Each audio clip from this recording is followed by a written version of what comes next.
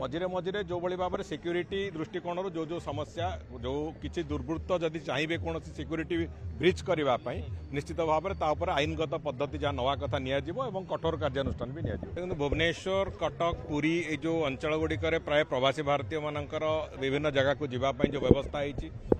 आ जो 31टी विभिन्न पर्यटन क्षेत्र को जो जीवाई जो व्यवस्था होती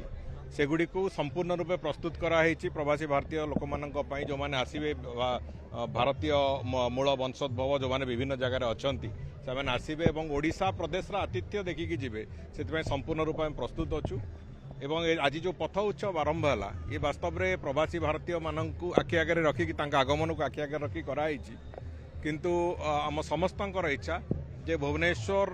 जो भाई भाव में चिराचरित भाव में भुवनेश्वर रे रविवार आवश्यकता जो भाया भाव में लोकों पाखे थाए ताकू आखि आगे रखिकी निश्चित भाव में गुरुत्वर सहित एक कथा को विचार करा जे पथ उत्सव समस्त रविवार मानक हो मु आज अनुरोध करिछि विभागीय मंत्री को तेणुक मु आशा करुचु जे ए भलिया भाव में भुवनेश्वर अंतत रविवार सकाळे सबुदिन एकाठी हबार गोटे पर्याय विभिन्न कथा देखा विभिन्न कथा चिन्हवा विभिन्न निज संस्कृति को जानिबा ये प्रक्रिया पूरापूरी भाव में चलो एवं आगामी दिन में भुवनेश्वर गोटे नुआ वातावरण नुआ माहौल भी रहिबो।